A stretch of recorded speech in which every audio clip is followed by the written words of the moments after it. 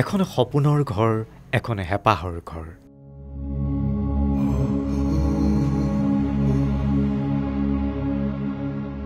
ব্ৰহ্মপুত্ৰখন বৰ প্ৰিয় আছিল জুবিনদাৰ।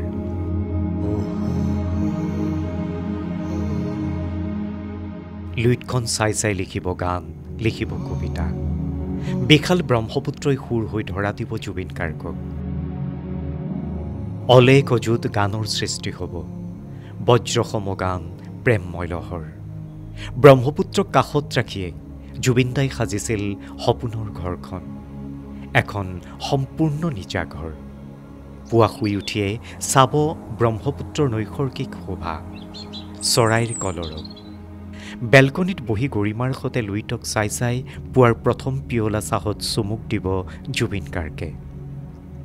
নকৈ সজা ঘৰখনৰ চোতালত বহি চৰাই আৰু জীৱ জন্তুৰ সতে খেলিব, প্ৰকৃতি আৰু জুবিনৰ ধাৰণাক সাকাৰ কৰিব। চৌহদত থকা গছবোৰৰ সতে কথা পাতিব, পিতৃ কপিল ঠাকুৰক আলফুলে ৰাখিব নতুন ঘৰৰ নতুন কোঠাত। কোনোদিন আবদ্ধ হৈ থাকিব নোখোজা জুবিনৰ স্বপ্নৰ ঘৰখনক লৈ আছিল বহু পৰিকল্পনা। এটি অত্যাধুনিক ষ্টুডিঅ' নিৰ্মাণ কৰিব প্ৰথম মহলাত, কিন্তু সকলো থানবান হৈ গ'ল নিমিষতে। আশাৰ ঘৰখন সম্পূৰ্ণকৈ সাজিবলৈ নৌপাওঁতে কালে কাঢ়ি নিলে অসমৰ হিয়াৰাম।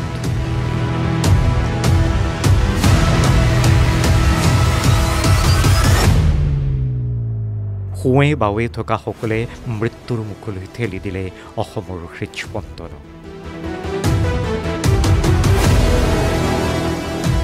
হেঁপাহৰ ঘৰখন এতিয়া জুবিনবিহীন, কিন্তু জুবিন গাৰ্গ এতিয়াও খাৰঘুলিৰ সেই ঘৰখনতে আছে। জুবিনৰ স্পৰ্শ, জুবিনৰ হেঁপাহবোৰ সদায় সজীৱ হৈ আছে সেই ঘৰখনত। গৰিমা গাৰ্গে জুবিনৰ প্ৰতিটো আশা, প্ৰতিটো হেঁপাহ পূৰণৰ বাবে এতিয়া পণ লৈছে। ইমান এটা সুন্দৰ পৰিৱেশ এটাত তেওঁ ঘৰটো সপোন এটা লৈ পেলাই বনাবৰ কাৰণে চেষ্টা কৰিছিলে, আৰু বহুত সপোন সোমাই আছে। আৰু একদম ব্ৰহ্মপুত্ৰ নদীখন পৰা ইয়াতে যিটো ভিউ হয়, সেই ভিউটো চাবলৈ গ'লে খুবেই ধুনীয়া।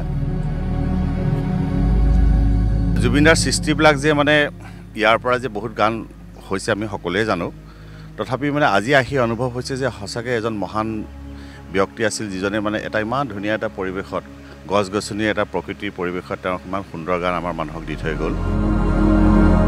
কিন্তু তেওঁ এজন সংগীত শিল্পীৰ বাহিৰে তেওঁ যে মানুহখিনিক যে এই ওচৰ চুবুৰীয়াৰ পৰা আদি কৰি সকলো যে মানুহখিনি এই খাৰঘুলীয়া অঞ্চলত আহি পেলাই জুবিনদা বুলি কয়, ৰাতিপুৱাৰ পৰা গধূলিলৈকে তেওঁ মানুহখিনিয়ে যিখিনি পাৰে যেনেকৈ পাৰে তেওঁৰ পৰা সহায় লৈছিল। সেইটো সঁচাকৈ কোনেও ভাবিলে খুবেই এটা গান নোম হিয়ৰি উঠা কথা। একচুৱেলি চাবলৈ গ'লে কি হয়, পইচা পাতি সকলো মানুহে ব্যৱসায় কৰি বা বিভিন্ন ক্ষেত্ৰত মানুহে উপাৰ্জন কৰে, কিন্তু সমাজক বিলাই দিয়াৰ সাহস আৰু মানসিকতাটো সকলোৰে নাথাকে।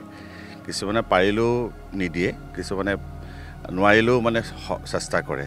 আৰু জুবিনদা এইটো ক্ষেত্ৰত সম্পূৰ্ণ বেলেগ আছিলে।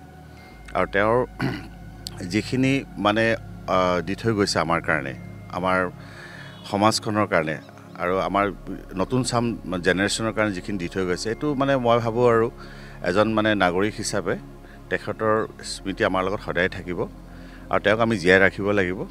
এতিয়া যিখিনি ঘটনা হৈছে সেইটো বাৰু এটা বেলেগ পৰ্যায়ৰ, কিন্তু ইয়াৰ বাহিৰে আমাৰ তেওঁৰ ভাল লগা কথাবিলাক, তেওঁ যিখিনি আমাক দি থৈ গৈছিলে, সেই বস্তুখিনি যাতে আমি সদায় সংৰক্ষণ কৰি ৰাখিব পাৰোঁ, সেইটো মই ভাবোঁ সেইখিনি আমাৰ এটা খুব আমাৰ এটা কৰিবলগীয়া কৰ্ম আচলতে। সেইটো আমাৰ একচুৱেলি ৰেছপনচিবিলিটি।